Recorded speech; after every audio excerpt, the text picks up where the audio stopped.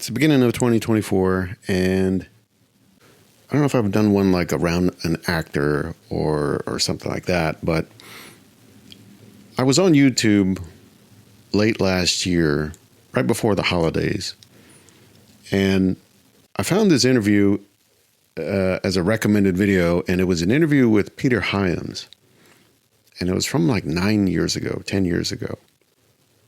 If you don't know who Peter Hyams is, he's a filmmaker, he's a writer, director, cinematographer who had a really interesting run of films in the 70s through the 80s, the 90s. And more recently, I don't think has done, well, I'll talk about, I guess, the last film that I know that he's done. But the line of questioning, it was a kind of a long form conversation, is from this channel DP30, which in the interview, he goes into some of his background, some of his filmography. And there's a point where the interview itself takes a little bit of a turn, and he kind of talks himself down, like as a filmmaker, as a talent. It was intriguing because here's someone who has had success, who has done multiple films in real Hollywood settings. It kind of, I don't know, it kind of struck a chord with me because it's something that if you're looking at someone, and part of the interview was he was kind of reflecting on things, and to say, well, I don't see my work as on the same level of people, let's say, of that generation, right? But they're still legitimate films. They're not half-ass films. I mean, I could tell you the ones that I had seen just off the top of my head as I was going through his IMDb. I'd seen Running Scared. I saw that when I was a kid growing up, and it was a strange film at the time because it was like before Lethal Weapon. I think it was before Lethal Weapon. It was before like the buddy comedy really, really took off. I think the only thing before that would have been like 48 Hours.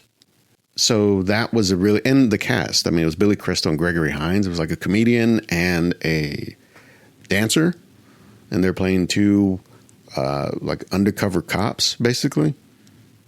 2010, the sequel to 2001, which, I think everybody can agree it's not the same kind of film in terms of the filmmaking, the vision of it. It's different. You could say it's not as good, or you could say 2001 is untouchable, and why would they make a sequel? Well, I mean, it was based on a book. So Arthur C. Clarke made a sequel. I think he made 3 sequels to 2001, if I remember right, because I remember reading 2061, and I think he made a 3001. So, they were going to make the movie one way or another. And I think that's even in the interview that I'm talking about, where he kind of he turned it down. And I think he even says that in the interview, or maybe it was a different interview, but he originally even turned it down himself. He's like, no one can make a sequel to 2001. But same logic applies. It's like, well, somebody's going to end up making it. So maybe I should be the one to take a stab at it. And I got to say, personally, I like 2010. I don't think it's a bad film. I think there are some elements that don't hold up because, a big part of the film, of course, is there's this, it takes place in 2010 and the Cold War is still going on. And of course, we know like that's not really how that worked out, but you could say that about 2001 too, right? There are elements of it that either didn't turn out to happen by the year 2001, like nobody's been beyond the moon, and we're in 2024 now. So, we can't really say that film predicted the future either. So 2010, it's not as good of a film, of course. I think anybody would reasonably agree to that. But it doesn't mean it's not a good film. So I give it credit. It's up there for me. I remember seeing Stay Tuned when that came out because I feel like the whole premise, the hook of it all was that it's a it's, I guess, like a comedy thriller, but it's also got like animated parts of it. And it was like a big send up of like TV culture, if I remember right,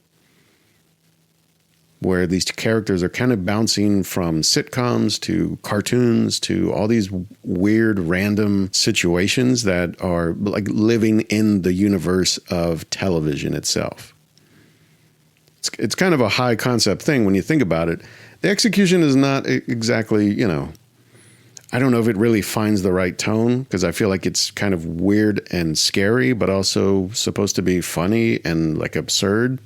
And, I just have a very distant memory of it at this point, but I do remember seeing it. And, more recently, I guess at the end of the 1990s, I saw End of Days, which it was Arnold Schwarzenegger, but he's doing he's doing a horror movie. And he's not a big action hero in it, even though it does have some big action scenes and stunts, but it's not that kind of movie. It's dark. It's weird. It's scary. The thing I took away from it, though, was it was the first time I really noticed, like, oh, wait, there's a real distinct, like, visual style that's going on with Peter Hyams' work. And I'll talk about that in a second, but, the next film that I remember seeing was The Relic. And that, of course, it, like, reinforced, because I saw the same kinds of elements visually and cinematically. And it occurred to me, it's like, wait, I like the way these films look and the way they're put together. Even if the film or the story, let's say, or maybe the performance of somebody or something is not really working for me, but I can watch this film. Like it just fits my personal taste, I guess. So I really started to back up and look at, like, what is it about these films? And when I get into these other films that were new to me, that I had to go and find and kind of discover for the first time, it started to really bring it into focus, like what it is. And it really is just a visual cinematic style.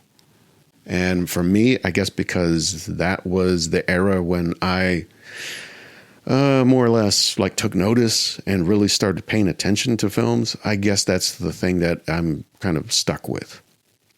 Like that's the thing that appeals to me, right? That's the thing that looks like a film to me. And to kind of break it down, and, I don't know necessarily all of the terminology but I know enough to say, like, a lot of it is based on shooting scenes, shooting actors, staging things, either with like long lenses and with a lot of smoke in the room or in the settings, and a lot of like striking lighting, like side lighting or top lighting.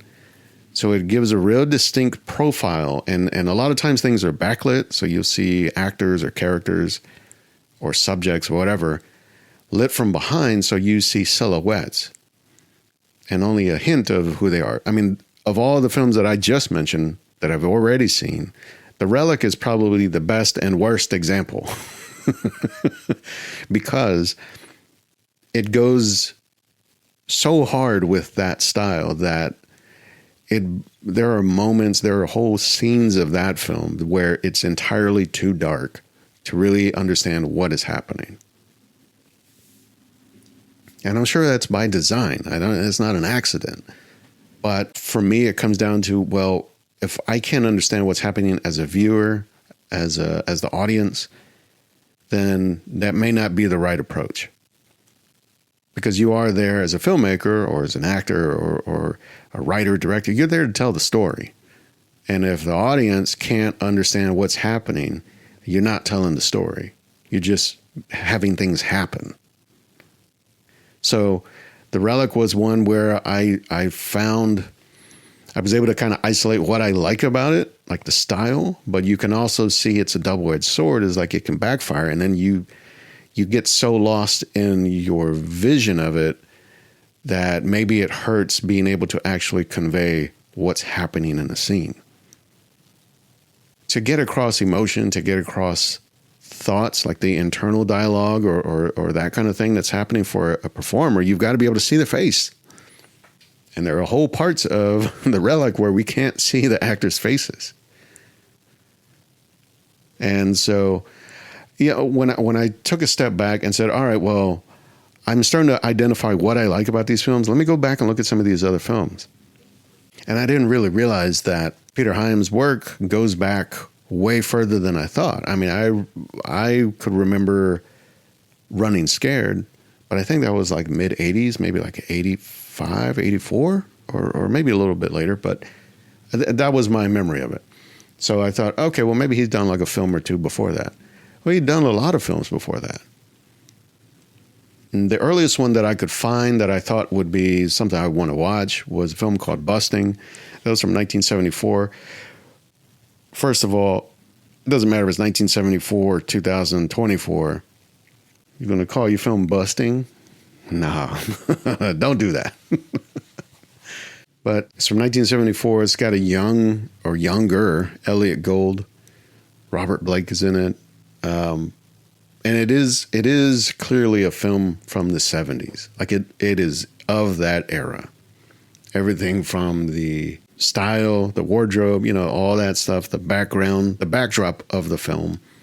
It's set in Los Angeles. They play two cops who are kind of, I don't know, they're undercover, but they're working cases. They're trying to figure out what's going on with some of the seedier elements of Los Angeles, right? It's a kind of a comedy. It's kind of a thriller. It's got a little bit of action in it, but it's one of those things that I feel like now, like this wouldn't be a movie. One, because it's got some problematic stuff in it, I mean, there is a lot of, you could say it's like homophobic humor. You could say it's kind of misogynist. It just really, it wouldn't play today. It feels like if it were anything, it would be a TV show. And maybe it would be a short-lived TV show. So, I mean, I could say it's not a great film. It's an interesting time capsule to look at 1974. I mean, we're talking 50 years ago. And where things were in terms of culture or society, like, attitudes about certain things or certain types of people, right? It's like, that's the interesting part of it. The filmmaking of it, it's not really... It's not that remarkable. And you could say, well, if this was an earlier film for Peter Hyams, maybe he hadn't really kind of found the style or his lane or whatever. I can't really say I'd recommend it, but it's out there if you really want to dig deep. The next film I saw called Hanover Street. It's from 1979. It's 5 years later. It's got Harrison Ford as the lead. And he plays a World War II pilot. This takes place in England. And he meets this woman on Hanover Street. They kind of develop a relationship. It becomes a thing. Turns out she's married to someone that is essentially going to go on a mission with Harrison Ford. And that mission kind of goes wrong.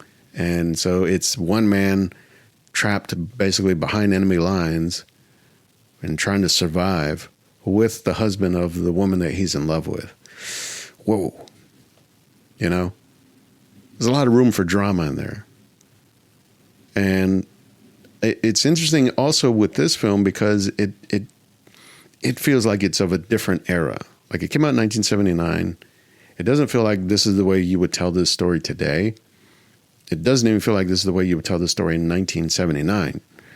This feels like a film that was from an earlier era, maybe like the 50s or something, where it's much more romantic and more, it has like a gentler touch with this relationship with these characters and I guess how it unfolds, right?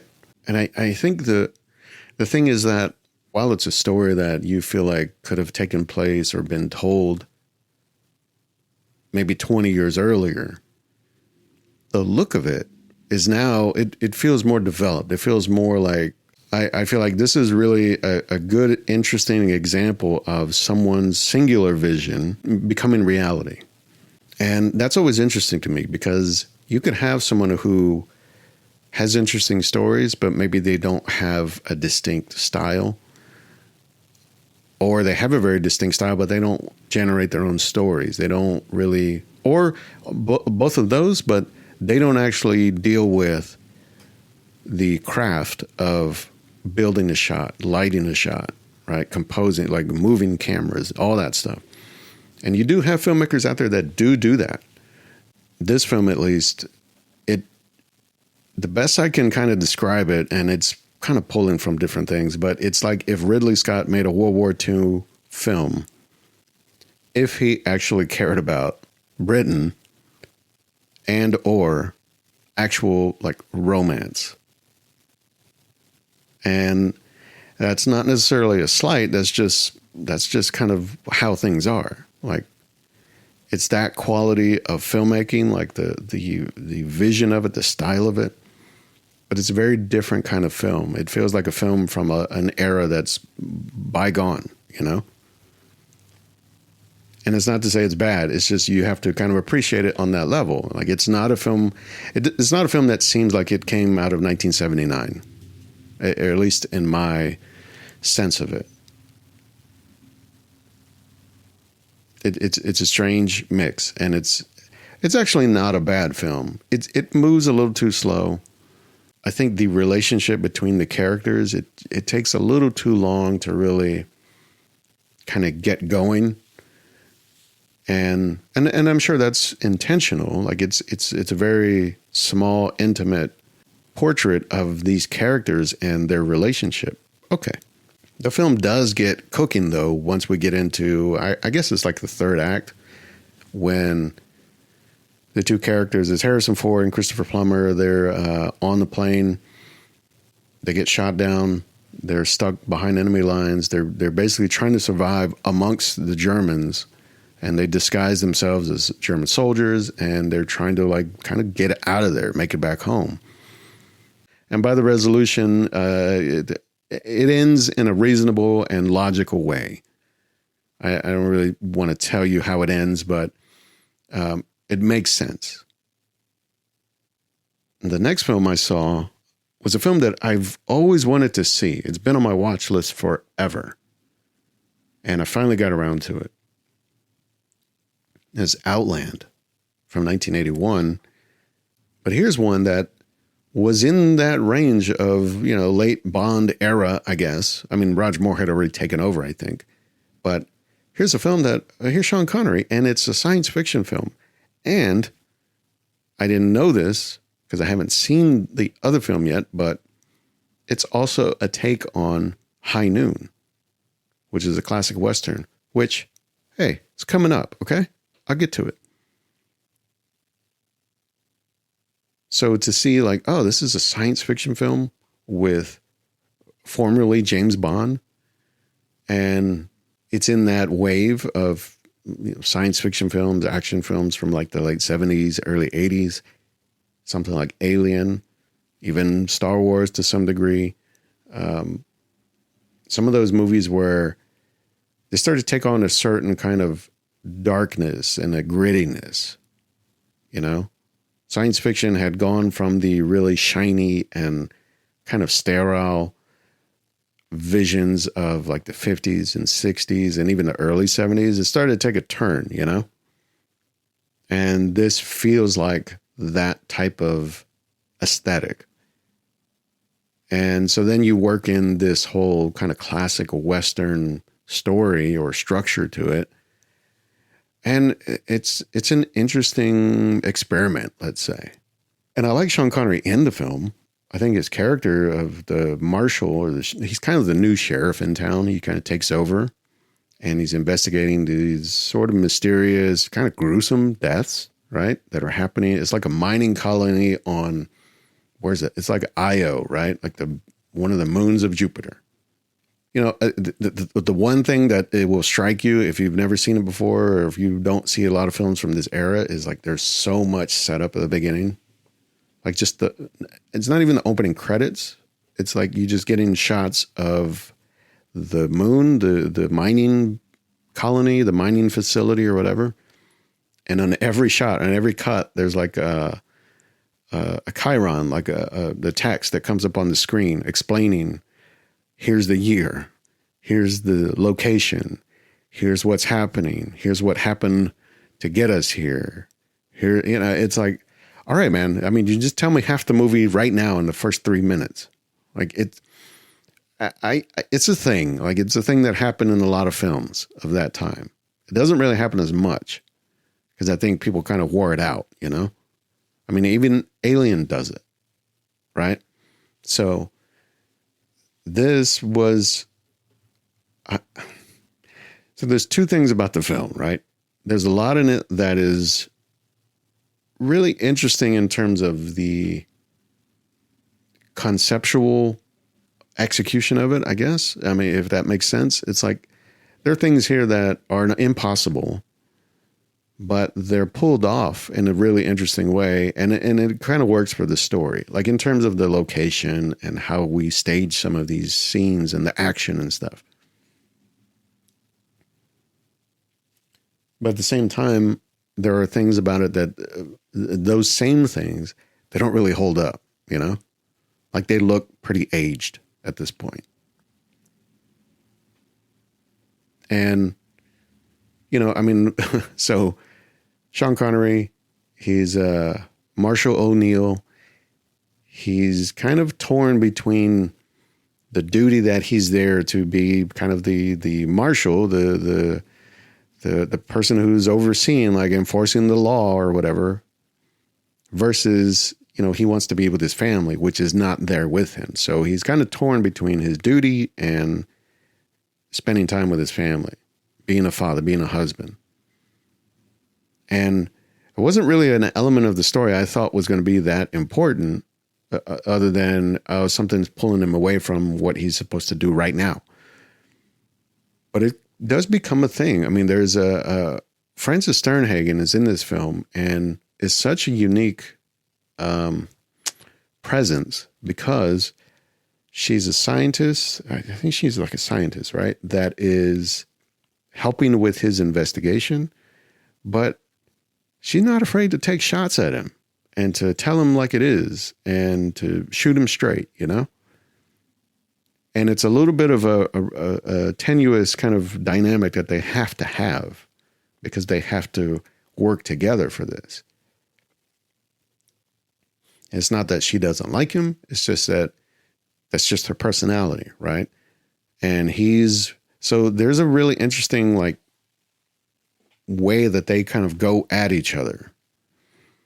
And of course, Peter Boyle is in this as kind of the villain of the thing. And their dynamic is kind of interesting too, because neither one of them, you can see it, like they are not going to back down. I mean, there are some things that really stand out as, I guess, kind of artifacts from that era. Like they don't really happen in films anymore. Like, Sean Connery is basically counting down, like in High Noon, I understand, where all these assassins, hitmen, whatever, killers, they're coming to get him.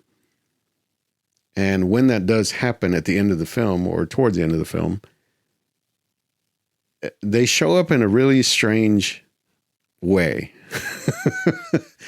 They're not like aliens or monsters, whatever. They're people, but they come in with like a group of new, I guess, miners or workers or whatever. So they're disguised. I guess this is the idea, but it's like they're all like wearing like khakis and like little button-down shirts and little baseball caps and stuff. And it just looks like, oh, what? These hitmen, they just shop at Old Navy now, I guess.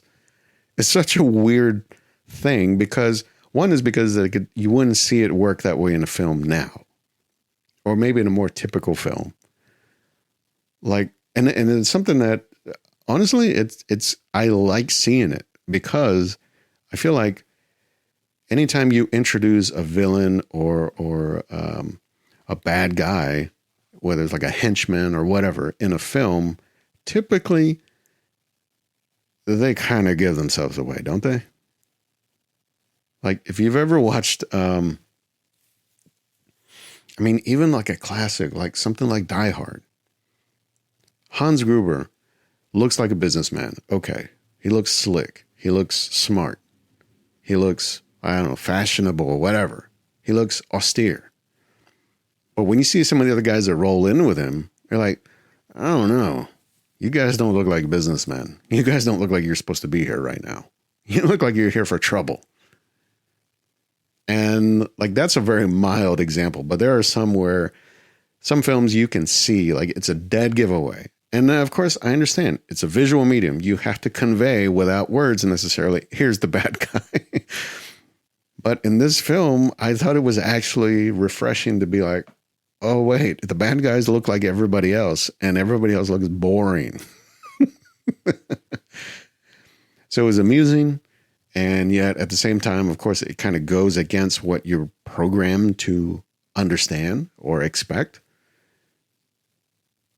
So I don't know if that was on purpose or that was like just, hey, we don't have a budget for like wardrobe for the villains, so we're just going to dress them in everybody's regular clothes. I don't know. The other thing is, I was looking into this film about how they did some of the, I guess, the outdoor, because we're on a moon in Jupiter or whatever. So how would they convey this is where we are? So they used a really interesting filmmaking technique, which, this is way before CG, cinematography or effects that could enhance this kind of stuff. There was this technology or this technique called introvision that this film was one of the first to really show this on the big screen, like in a Hollywood feature film, where it was, I guess, front and rear projection. So you could build a model or a matte painting or whatever and have the actor act or perform in that setting. And it was all done in camera, and it was done through projecting part of, let's say, a background or a model or a miniature. You project part of that in front of the actor and then part of it behind the actor so they could like walk through something. And I mean, the alternative is you build sets that are immense, that are impossible to build. And so this was one, it was like a cost-cutting thing, but it was also just a way to get it all done quickly, but also not use any kind of, well, I don't even know if you could really do like a green screen or blue screen back then, like in 1980 or 81. So this was probably the best you could get, and you could see it in camera, right? So this would all be done through the lens of the camera. So there was no guessing. There was no work to be done after. And I wonder, this is the first I'd ever heard of this technique even. So I wonder how long that lived and if it's maybe even still used in some ways today. I mean, I feel like probably not. Like I think CG and digital compositing and all that stuff has really become the way to do stuff like this. But the idea of being able to see everything that you're going to get in camera as you're shooting it, I'm sure for someone like Peter Hyams, if you're a cinematographer and the director and the writer, like you want to be sure, like I got it and it looks exactly how I want. So that was an interesting thing to learn. And it did pop up in other films. And yeah, I mean, you could look it up or read about it if you want. But I thought that was an interesting thing to show how inventive filmmaking had to become as technology changed, as stories changed, right? And this was actually one that kind of pioneered the way, So then after that, there's a couple other films that I'd wanted to see for a long time, because I remember when these came out. The Presidio in 1988 and Timecop in 1994. The Presidio, I think I imagined that it was a different kind of film than it is, which, hey, maybe that's on me. Maybe I don't know that's necessarily on the filmmaking or the story even. It is basically a procedural murder mystery thriller, right? the star of it is Mark Harmon, who turns out he's like a legend on television. I think the first thing I remember seeing him on TV doing was, what was it? He played Ted Bundy. I think it was like The Deliberate Stranger or something like that. And that was like when they used to do like miniseries on TV back in like the 80s. And so to me, okay, I knew Mark Harmon from that, but I also knew him from a couple of other earlier movies I guess he had done. You know, these kind of like 80s comedies that he was in. So, I didn't really know where his strengths were or where he was more known until I looked it up after watching this film, because he's starring with Sean Connery, who is already, by 1988, like film history, right? He's just part of the landscape. And then, of course, the third lead here is Meg Ryan, a young Meg Ryan. I think this was maybe one of her first movies. But, I mean, this is a pretty solid cast. And turns out, of course, Mark Harmon is absolutely killed it on television for the last 30-something years. Because whether it was like St. Elsewhere, which I never watched, but I remember the show, or Chicago Hope, which I also never watched. I was more of an ER guy. Or NCIS, which I think is still going after like 15 years or whatever it's been now. Mark Harmon is solid there. He's good. And so here, though, it was interesting because knowing that now, watching this film, it's like, wait, this kind of plays like an episode of NCIS or a show like that. Or what was it? The one before that, wasn't it JAG? Like these kind of like military crime procedural dramas. This whole film is like an episode, like a double episode of that. And for all of the filmmaking and the style of it, I think the weak link here is not even the performances. Everybody here is great. It's just the story. Like when you realize what this story is actually about. I mean, it starts out with a murder and then starts out with these, just very suspicious things that are happening on this military base. You really start to think, oh, okay, we're getting into some really heavy, dark territory here. Turns out it's not quite that. It's not what you expect. But meanwhile, the film, it really leads you to, just visually, stylistically, it kind of leads you down that road. And then it says, oh, it's actually this. Oh, man, that's not where I thought we were going.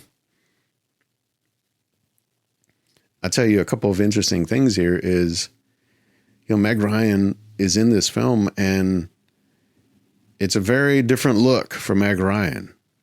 I think from what people mostly expect, like from a lot of the romantic comedies or those earlier films that she had done.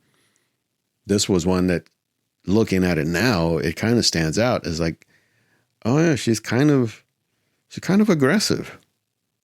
She's kind of a hot tomato. And if you know what that means, you know what that means. If you don't, maybe you need to see the film. But what I'm saying is, it's a very different look. And even for Sean Connery, who here was a film where, okay, he's taken a turn into something else. I think the year after or a couple years after, we get The Hunt for Red October, where I'm like, okay, I know this is Sean Connery, but I actually also know that this is Ramius, right? Okay.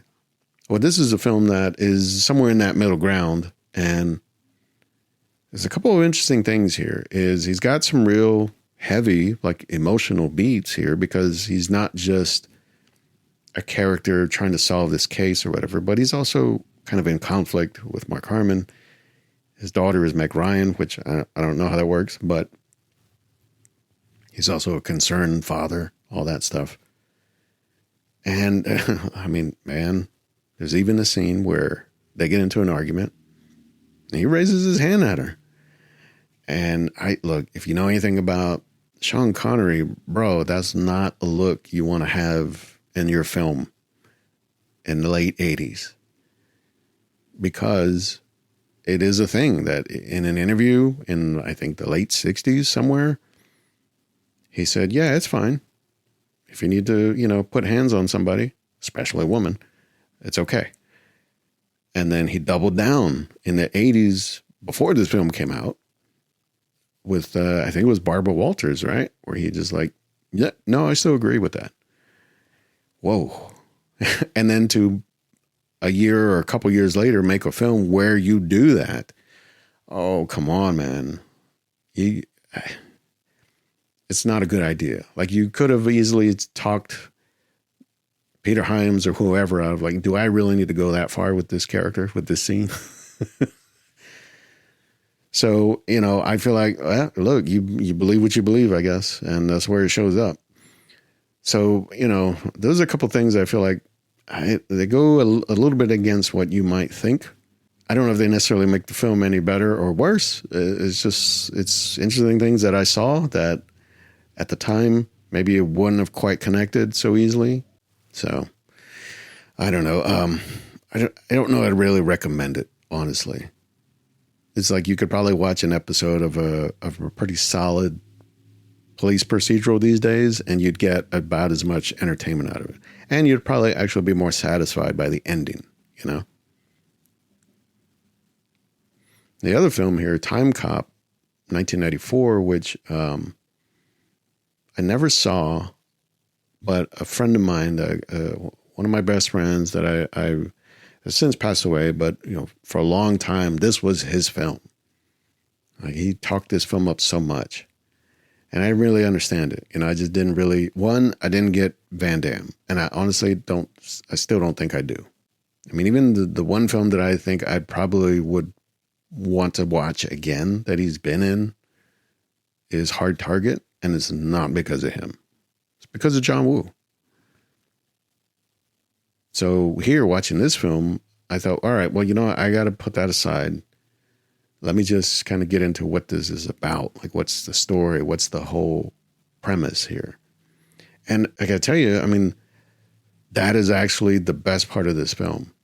And I didn't even know this, but it's based off a comic book or a graphic novel, which was actually really interesting. I mean, it made me go look that up, and now I want to know what that's all about, because the premise here is it's so obvious of, like, look, if you're going to have time travel, if you're going to have the technology or the science or whatever to do it, it can get out of hand real quick. I mean, it doesn't take much. I mean, you can have all these films that show how time travel can go wrong, whether it's Back to the Future or The Time Machine, a novel from 100 years earlier. You've got all these examples. So yeah, wouldn't you have some kind of regulation or even like an actual force, like a police force or something to make sure that people aren't abusing or misusing this technology or this science, I guess? It's all fictional, of course, but it's an interesting premise. And if you are a time cop, if you are someone who has to go back into the past to fix the future or to fix someone else's monkeying with the future, like, what do you have to deal with? Like, what are the rules, right? Like, how do you operate? And then, of course, in this iteration of the story, I mean, this character has like a personal connection to some things that are happening. And, it's, I just say that the film, it struggles or it suffers because of Van Damme, personally, for me. I can't see this guy as this character. And it tries to do enough to work around, I think, let's say, some of his weaknesses as an actor, but at the same time, it also tries to like showcase some of his strengths as just a presence, as a performer, as a martial artist, I guess, which I just don't think fit.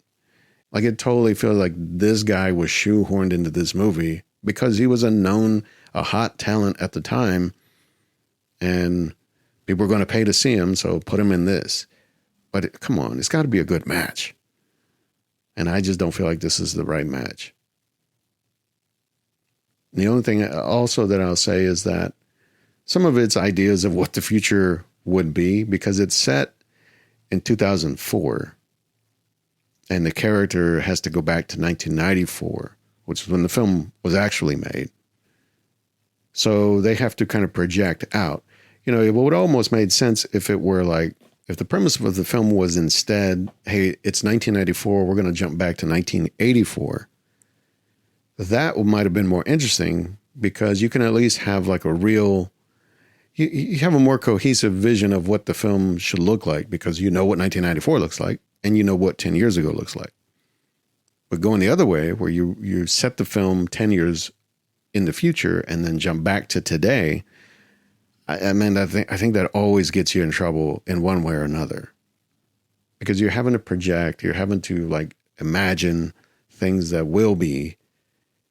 But that's the hard thing about this kind of thing. Unless you set it like 100 years in the future, if you're just 10 years away, the things you think will change probably won't change. And the things you can't even imagine are going to be the things that change.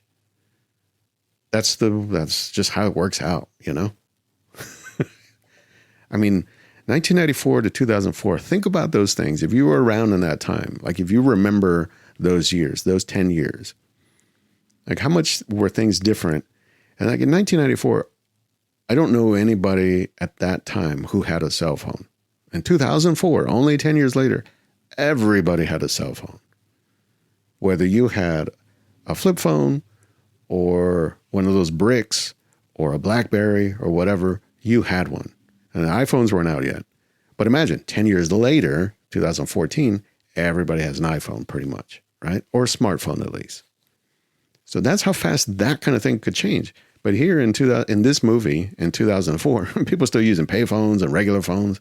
Like, it's not, you know, it was the thing that came out of left field that you couldn't have predicted. Meanwhile, the cars in this film in 2004, what the hell is that? Why are you driving a toaster around? You know? They didn't really change that much in 10 years. Cars don't do that. So it's just one of those things that comes with science fiction on film or even just in stories, is like you're trying to project the future. It can be one of those that it takes you out of the story at some point. So the last film I'll talk about here, which was what sparked this whole thing with this interview, is this film called Enemies Closer, and it's from 2013. So just over 10 years ago. As far as I know, or as far as I can tell, this is the last film that Peter Hyams has done or is working on. But this was a strange film because it's an action film. It's like a crime thriller, but it's kind of, it's like maybe spinning one too many plates, you know? Because you've got, the main thing is the poster shows Van Damme's face on it, which already is like, I'm not really interested. As you watch the film, though, Van Damme's not the main character. He's not even the second lead.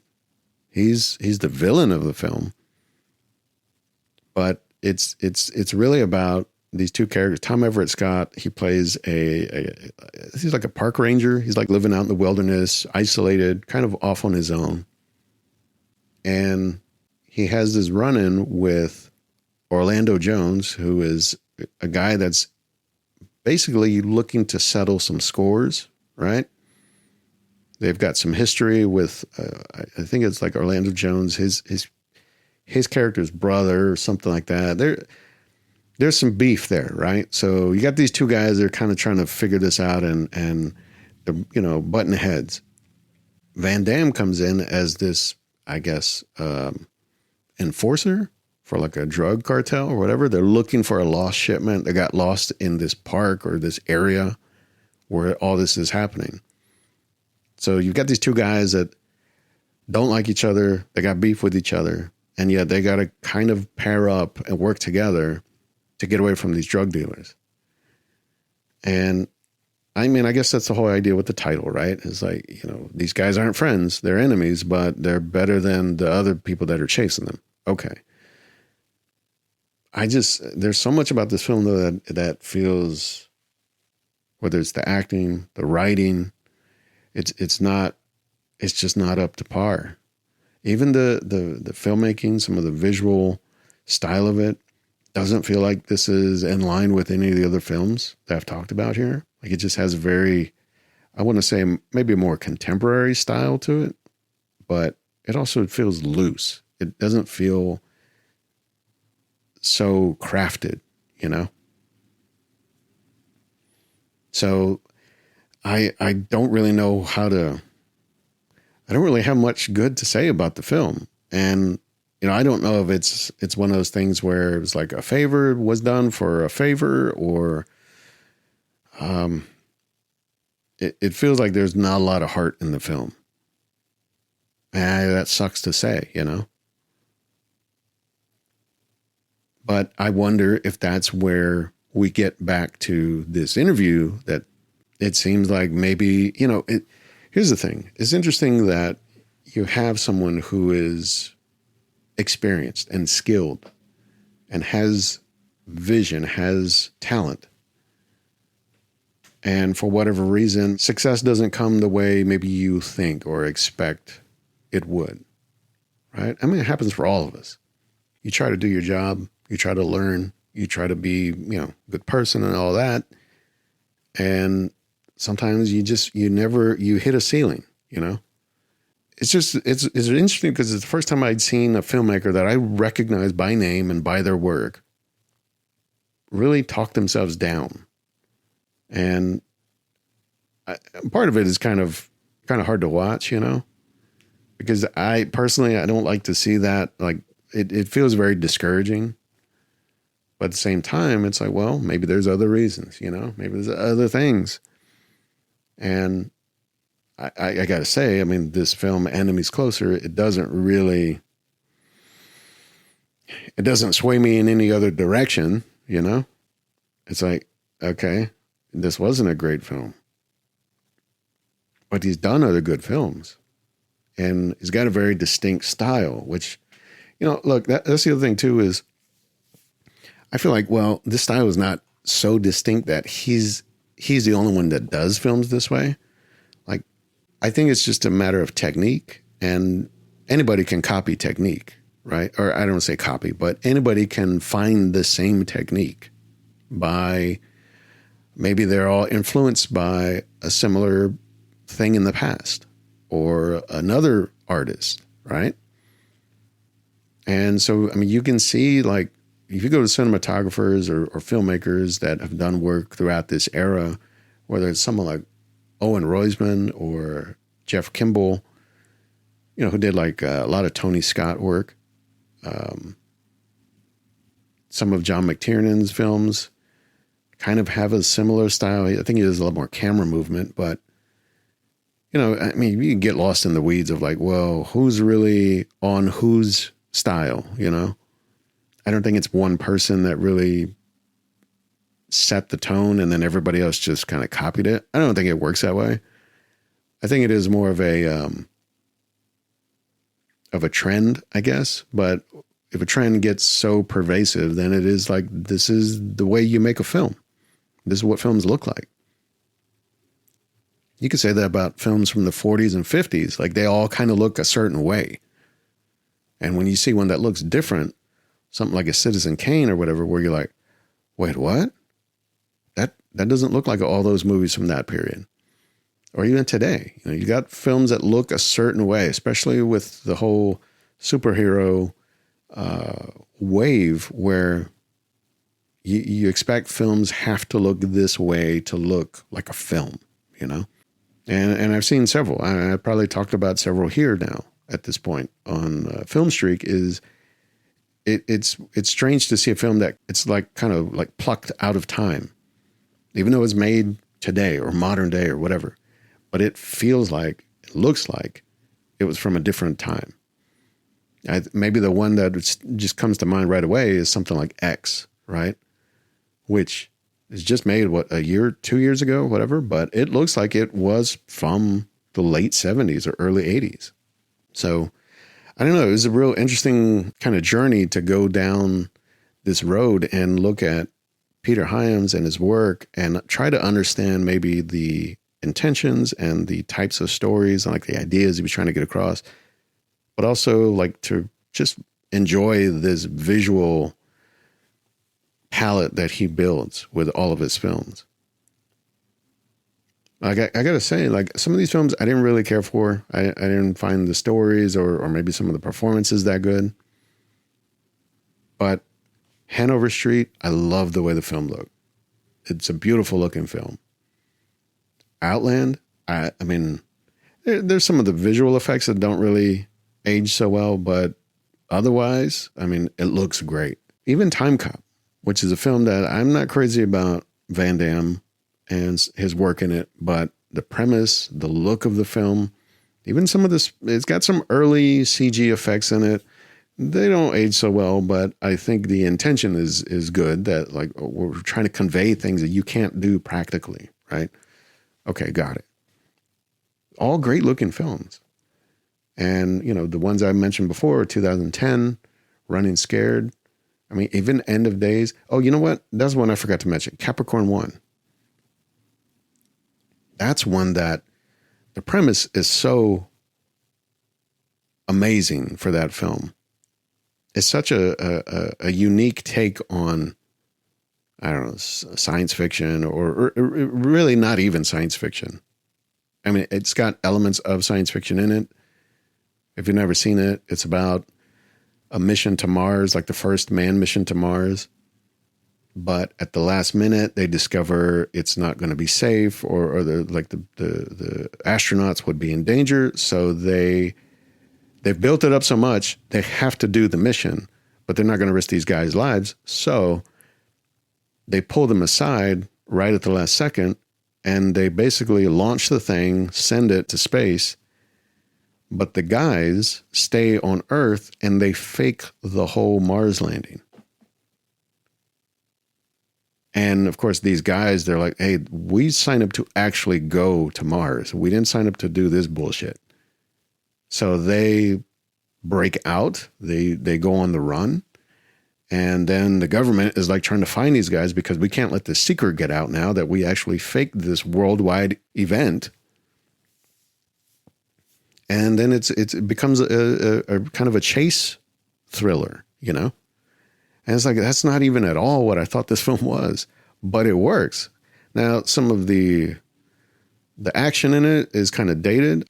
It's probably, if you look at it now, you can see that it's one of Tom Cruise's, I'm sure, all-time favorite films, because it's got the weirdest, wildest, most dangerous looking airplane helicopter chase I think I've ever seen.